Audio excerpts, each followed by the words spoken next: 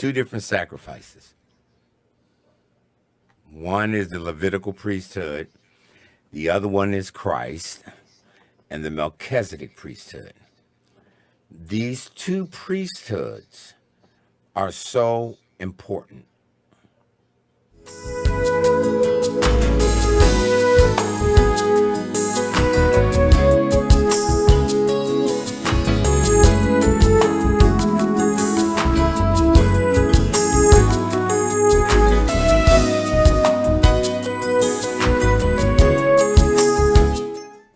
So we stopped in Hebrews 11, right? So let's go back and let's look at Hebrews 11 again.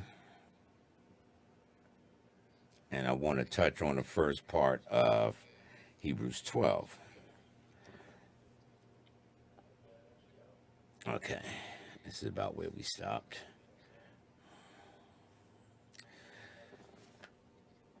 So what's the new and living way that we've received?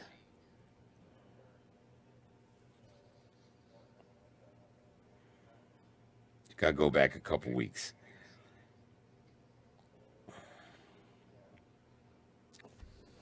We have a new and living way of our approach into the presence of God. What is that new and living way? Well, what was the old dead way that they had?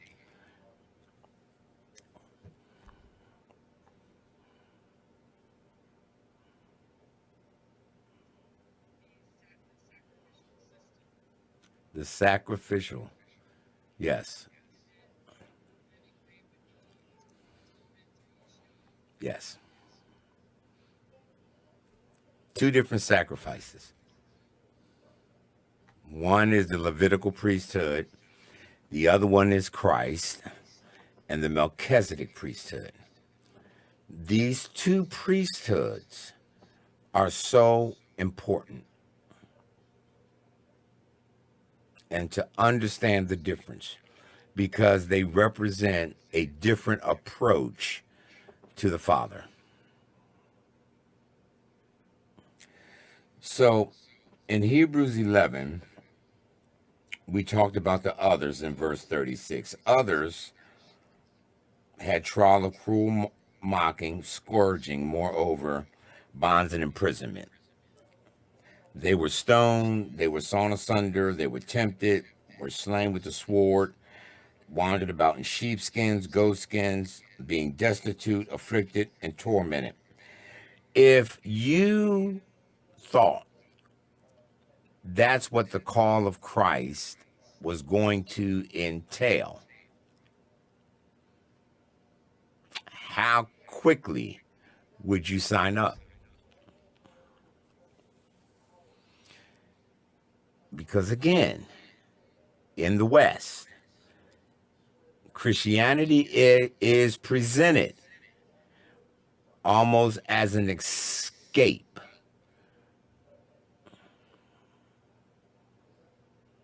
It's a magic carpet ride with a guarantee you're going to live in heaven forever. You're going to get the life you never dreamed about when you die and you go to heaven. So don't worry about what's going on here, because we'll understand it better. Come on, y'all help me. By and by. And that's how Christianity is presented. But here, after we read about Moses and Samuel and all the great exploits, they talked about the others who were stoned, sawn asunder, tempted, slain with the sword, wandered about in sheepskins, goatskins, being destitute, homeless, on the street, don't nobody care about you. Folk walk over you, afflicted, tormented. Sounds like quite a life, doesn't it? Of whom the world was not worthy. They wandered in deserts and mountains, dens, caves of the earth. And all these, having obtained a good report through their faith, received not the promise. What is the promise. We talked about it.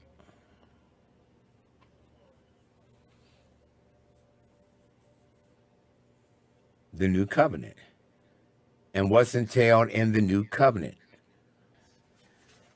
This is the covenant that I will make with them in those days. I will write my laws upon their heart and upon their mind.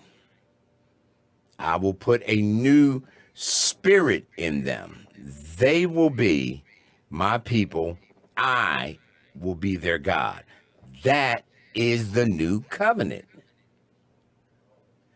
Now, a lot of times, what we think about is either how we got the covenant through the sacrifice of Christ that established the covenant.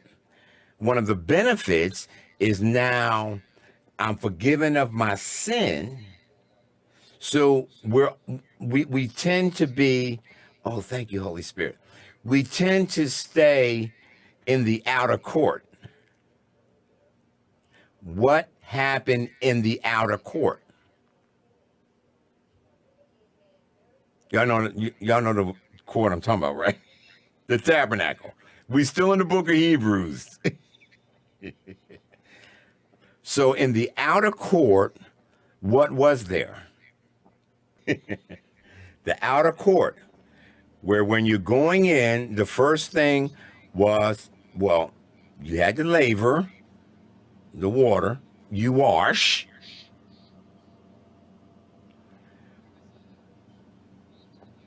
There was an altar, and what was the altar for? Sacrifice, blood sacrifice. All of that happened. Now watch, here's the tabernacle. All of that happened in the outer court,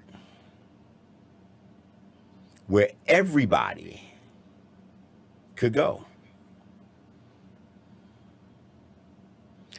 Then people would move from the outer court to the inner court, or the inner apartment, the first apartment. What was in the first apartment?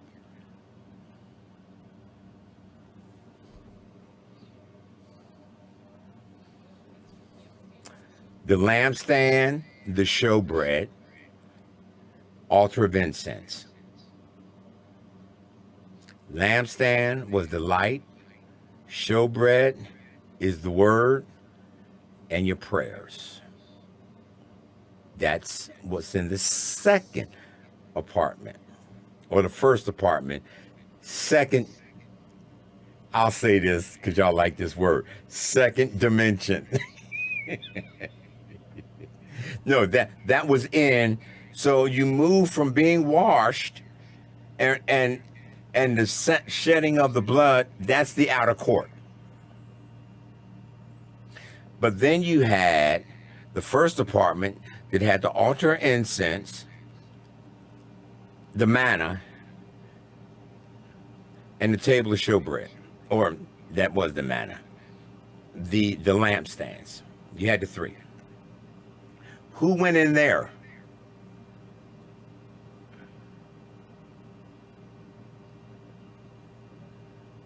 We're still in the book of Hebrews.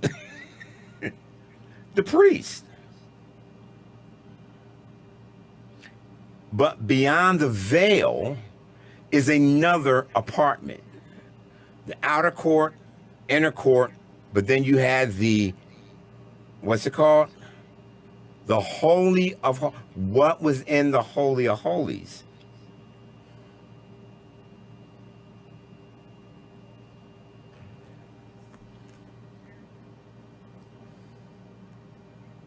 The Ark of the Covenant. And above it was the angels, cherubs. That's where the presence of God was known. In the Holy of Holies, which only the high priest could go into according to the Levitical law. But only priests could go in the first apartment. So most people never got further than the outer court. They were washed and they benefited from the blood. That's the Levitical priesthood. Jesus is not a priest according to the order of Aaron. He is of a different order, the Melchizedek priesthood,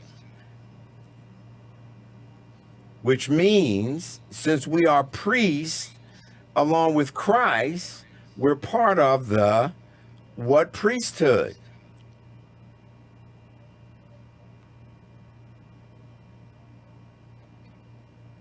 Come on. Thank you. Thank you, Lawrence. The Melchizedek priesthood. That's why we have a new and living way. We have access to the presence of God. And based on the old covenant, everything that was in the ark of the covenant under the old covenant is inside of us. What was in the ark? We've covered all of this. The tablets that had the 10 words. That's the manna and Aaron's rod that budded. Under the new covenant, we have all of that in us. We have Aaron's rod that budded, which shows the choosing of God and the delegation of God's authority. Aaron's rod. We have the table of commandments, but they're written in our heart and in our mind. And we have the showbread, the revelation of the word. All of that's in us. That's the new and living way. That's the new covenant. That is what Jesus died to provide us. Now, does that sound better than what we traditionally hear about being a Christian? You'll understand it better by and by. Because when we all get to heaven, and it is, what a day of rejoicing it will be. It really will be. It really will. So I'm not minimizing that, but I'm simply saying oftentimes we're talking about issues that have to do with the outer court. We're washed, baptized, and had the blood applied, and we've gone no further. Because for whatever reason, we're back up under some kind of law, which keeps us out of the presence. Does this make sense? Y'all okay? All right. Any questions on that? Okay. Hebrews 12.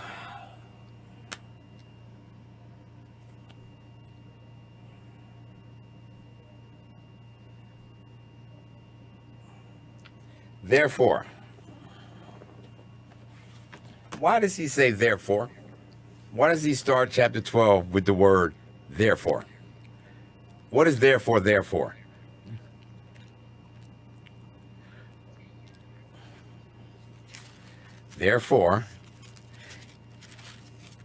to continue to be.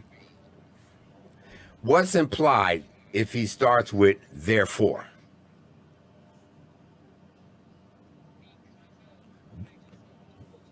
Because of what I just told you. He's getting ready to tell him something else. He's getting ready now to continue. He's going to sum up. He's going to explain why he just went through 11 chapters laying out the Melchizedek priesthood. Therefore, on the basis of that, after everything I told you, seeing we also are compassed about with so great a cloud of witnesses. What is the great cloud of witnesses?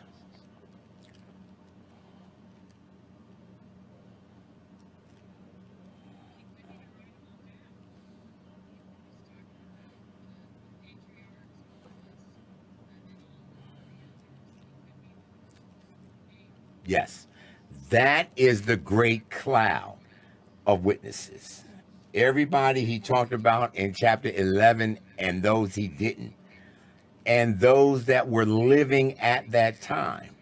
The great cloud of witnesses are the saints of every age. Everybody good? Since we are compassed about with such a great cloud of witnesses,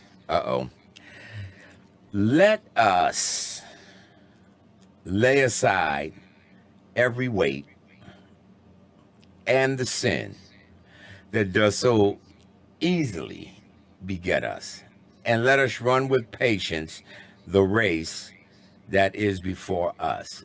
Don't read any further. We'll come back to verse 2.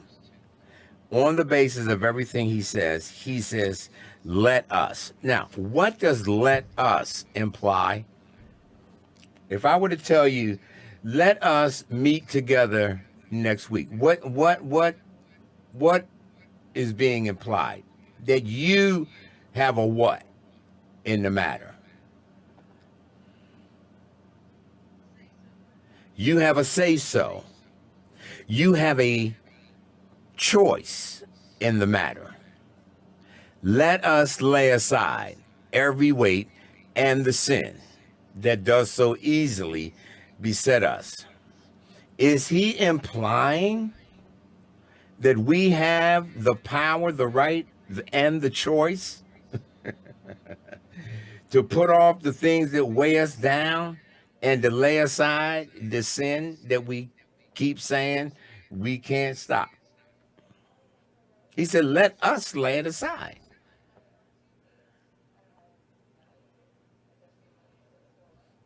Y'all with me? Let us lay aside every weight and the sin that so easily beset us, and then let us run with patience the race that is set before us. So let me ask a question, because I think somebody mentioned this earlier. Once saved, always saved. How many of you all believe that? Once saved, always saved. Okay. How many of y'all saved tonight? How many of y'all gonna be saved tomorrow? How many of y'all gonna be saved when Jesus comes? Okay. So you are saved. You were saved once, and you still saved, and you gonna continue to be saved, right? I hope y'all saying yes. So therefore, once saved, always saved does apply to you. It does apply. I'm not talking about the doctrine of once saved. I'm talking about the reality of once saved, always saved. See, I was saved, and he's able to keep that I've committed unto him against that day. So I'm saved now. I'm going to be saved tomorrow. I'm going to be saved when Jesus comes. See, I was once saved. I'm still saved. Once saved, always saved. They said, well, can't you lose your salvation? No, but I can give it up.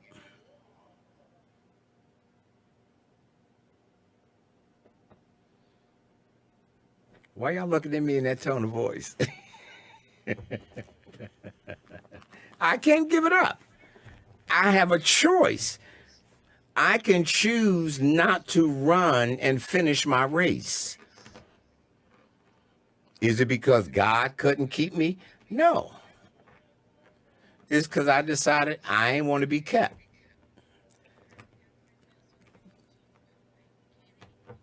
Right. Exactly. I don't know why anybody would. Yeah. All that good stuff. Count the cost. Yeah, that's true. Count the cost. Because remember, David did a lot by faith. Moses did a lot by faith. Jacob, Abraham, all of them, they did a lot by faith. They did. They wrought, they wrought battles and stopped the mouths of lions and caused the walls of Jericho to fall. Joshua actually caused the sun to stand still till the battle was over. Y'all know all the faith messages. But others were stoned, sawn asunder. See, count the cost. That's a true word.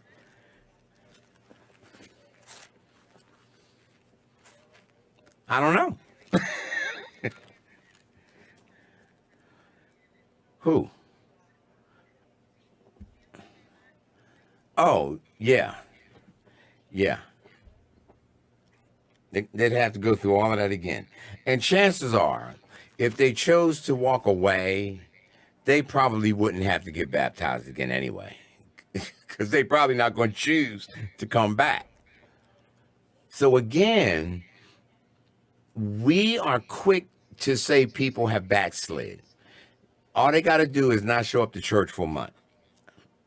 And they backslid and they lost their salvation. God forbid, they don't go church no more. They don't believe in going to church no more. But they still got a relationship with God. But they don't like the church. We say they backslid. You need to come on back to church. Because their idea of following Jesus is going to church. That's the West. That's here in America. Okay, let me get off of that. Yeah. What do you mean what do you mean you worship on Saturday? We go to church on Sunday. Okay, but anyway, y'all get my point, right? Okay. Verse 2. Now this one this is how we can run the race with patience. Looking unto Jesus. Now y'all stay with me on this one. The author and the finisher of our faith. Well, wait. I thought Abraham was the father of faith.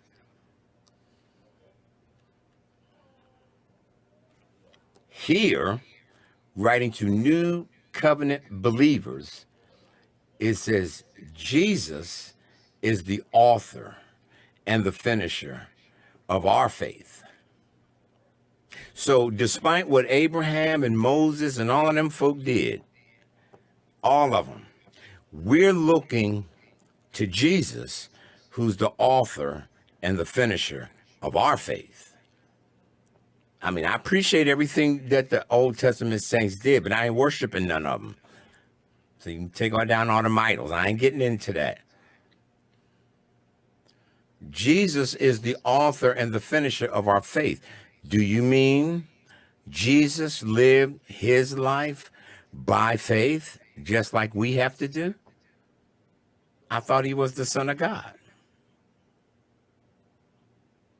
Did you ever think about that? That Jesus lived his life by faith, just like he calls us to do. How many of y'all believe that?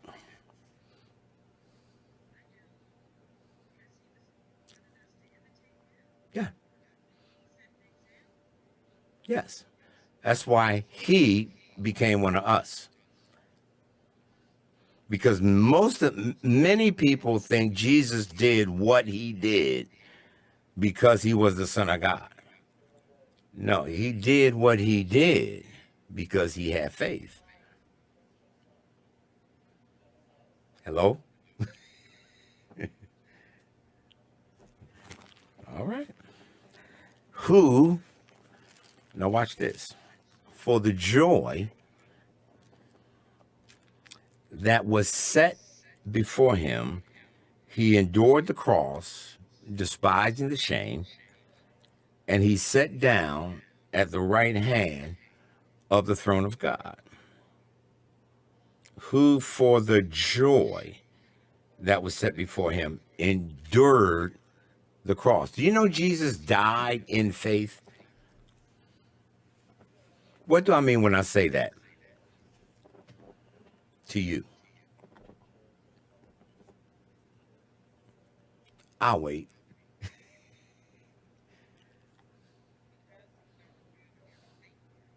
Okay, because he, say it again.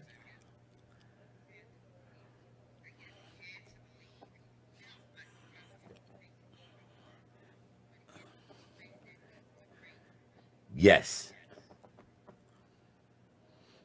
People just think, when we think about Jesus, oh, well, that was Jesus. No. I mean, yes, it was Jesus, but my God, why have you forsaken me? Lord, if it's possible for them to be redeemed any other way, let this cup pass from me. Question: did the cup pass? He went to the cross. He endured the pain of crucifixion. He endured the pain of not sensing the presence of his Father. Think about that. Never before. He always knew the presence of his Father. Always. So why did he do it?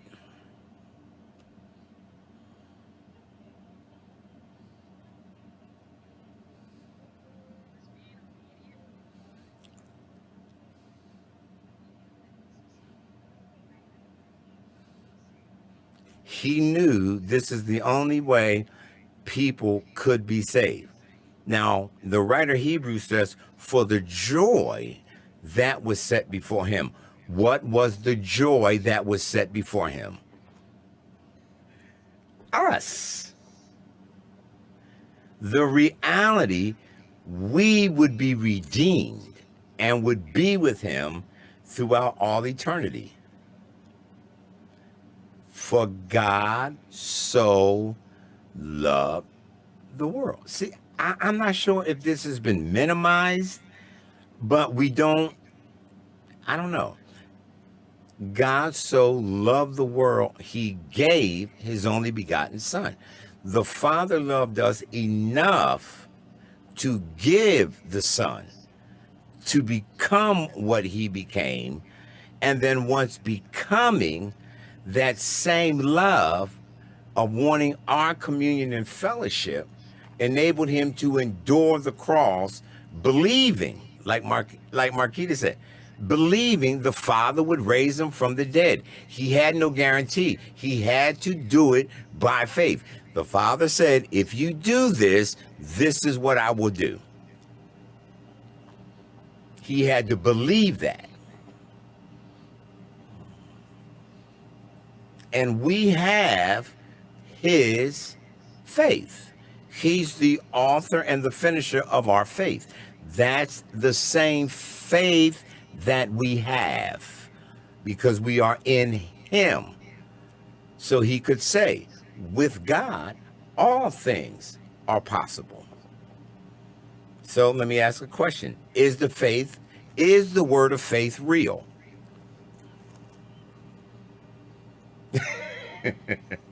It's real.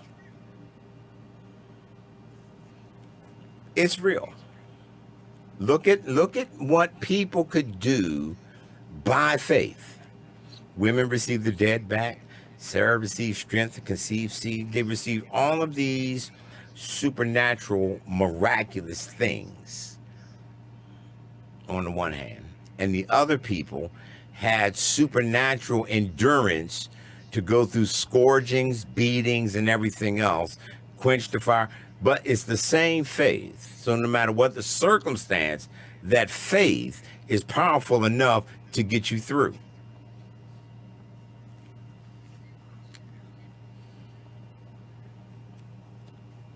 We should. I agree. That's what makes us.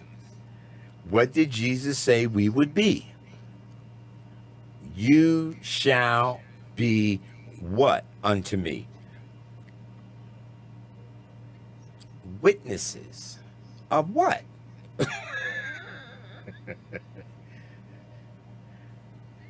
Of the faith. What faith?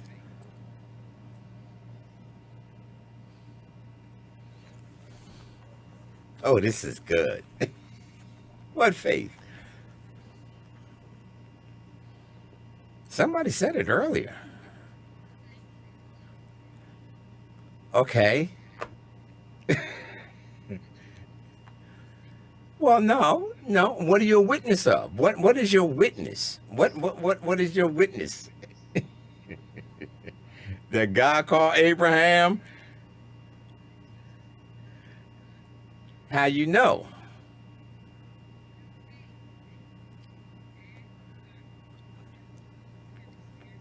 What you have experienced in your life. It's your experience of this Jesus that folk keep talking about. That's your witness. What is he doing in your life now? You say he's alive, but what did he do for you today since he's alive? Because we talk about a living Savior and we're giving historical facts that are 2,000 years old. That's as far as our witness goes.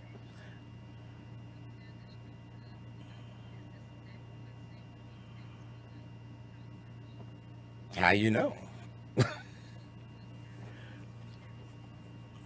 What did you experience? That's your witness. See, Abraham could only be a witness because Abraham encountered God. Moses could only be a witness because Moses had an encounter with God. Paul could only be a witness because he had an encounter with God. Our encounter with God becomes our witness that he's alive. We want to give historical facts that's written in the Bible. And I'm not diminishing the word, you know that. But is it a living word or is it just a great historical body of text like the Talmud?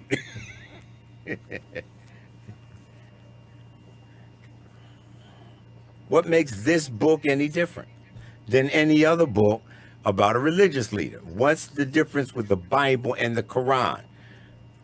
In most of the Old Testament, they're talking about the same people.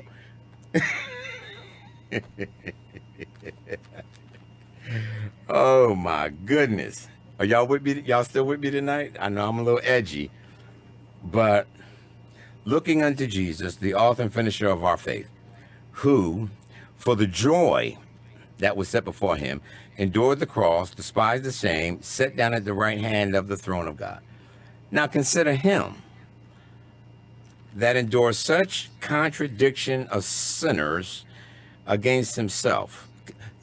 When you're going through what you're going through in your faith walk, this is basically what he's trying to tell them. When you're going through what you're going through, now we already talked about what all these other folk endured, but when you're going through, consider Jesus, who endures such a contradiction of sinners against himself. How did Jesus endure contradiction of sinners against himself? What were some of the contradictions he experienced in his life from these sinners?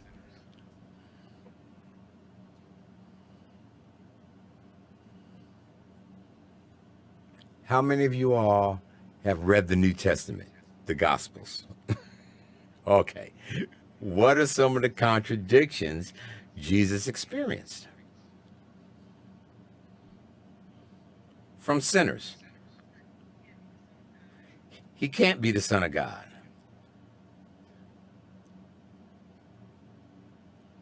And the Pharisees, we know he's not of God. He's a false prophet. He's receiving all of these contradictions from folk he came to save.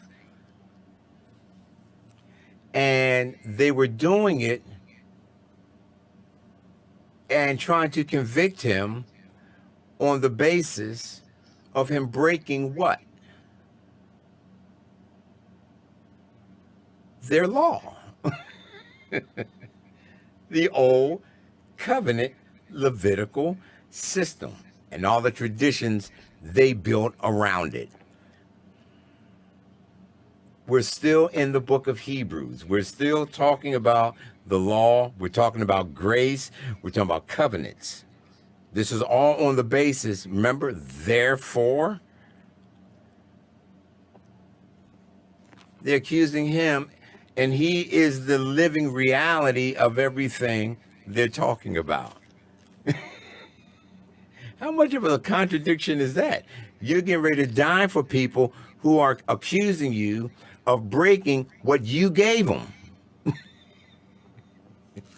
Okay, let me keep going. Consider him, all right, lest you be wearied and faint in your mind. What do you mean? You have not yet resisted unto blood, striving against sin. Did Jesus? That's the question. Did he strive unto blood against sin? Yes, he did. Yeah. It is his blood that he poured out striving against sin. But the sin that he was striving against was the sin of Adam, not smoking cigarettes and having a glass of wine coming out of the movies. No, those are all behaviors that can be remedied. He was striving against the sin of Adam, the sin of the world.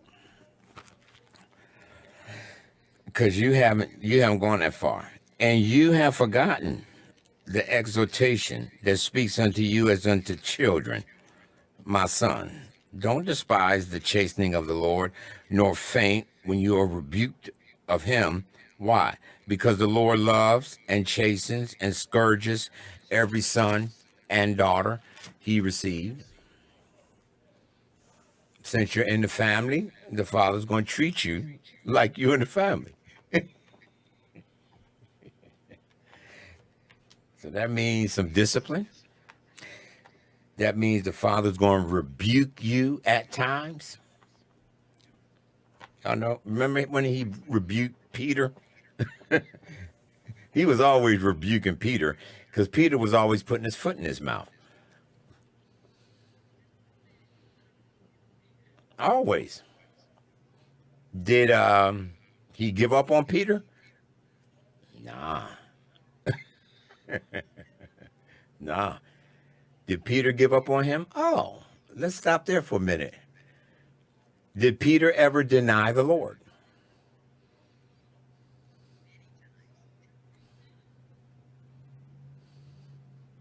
I don't know.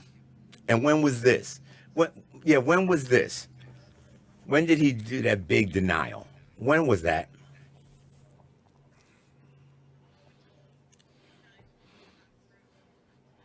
Yeah, we know that. When he was captured.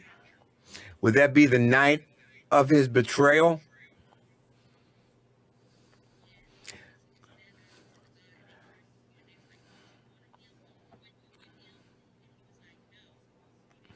Mm-hmm. That was the night of his betrayal.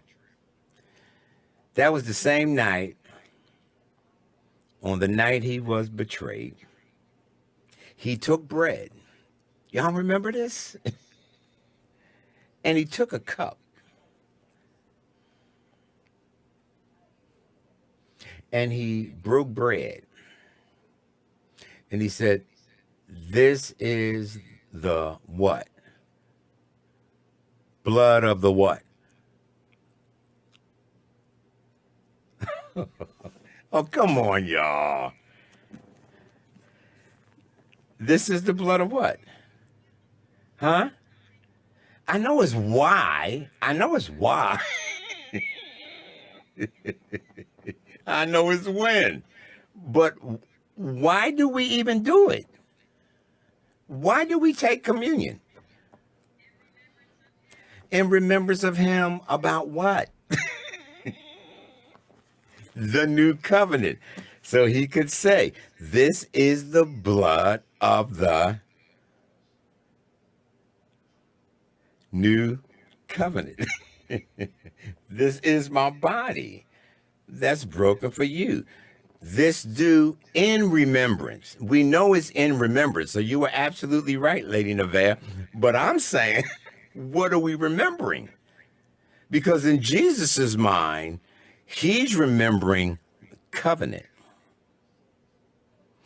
Is it possible that we have turned this communion into religious ritual that we do the first of the month because it's the rules of our church? I'm just saying. Not y'all. I'm just saying. The new covenant. The night he was betrayed. So the night that he entered into the new covenant with them, that was the same night that Peter denied him. Did Peter deny him before or after the meal? After. So you mean Peter had entered into a new covenant and he already is denying the Lord? Yeah. Jesus told him. Like you said, Lady Nevada, or Holly, whoever said it. Jesus told Peter, yeah, I know, Peter, you love me. But before the cock crows twice, you could deny me 3 times. Not me, Lord. All of them, they probably will, but not me. But we have the record of who denied him. Peter.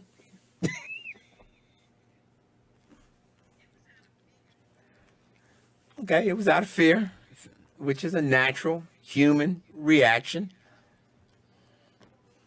It's a natural human reaction. I remember Jesus telling Peter, you know, Peter, man, I know you love me. I really do. Peter, I know. Because it was you who back in the garden, I told you.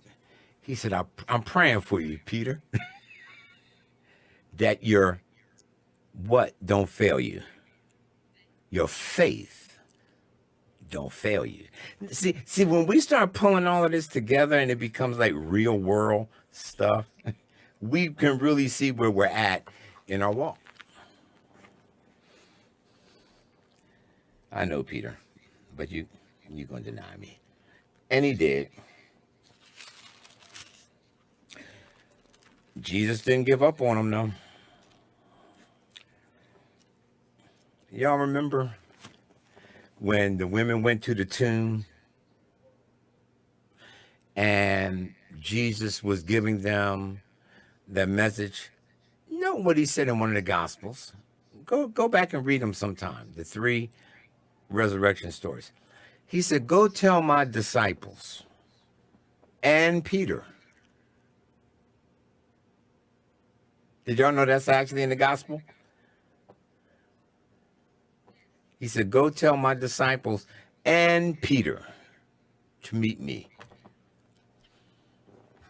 Why did he specify Peter? Why do you think that's in the Gospels? Why do you think the Holy Spirit inspired that to be written into the Gospels?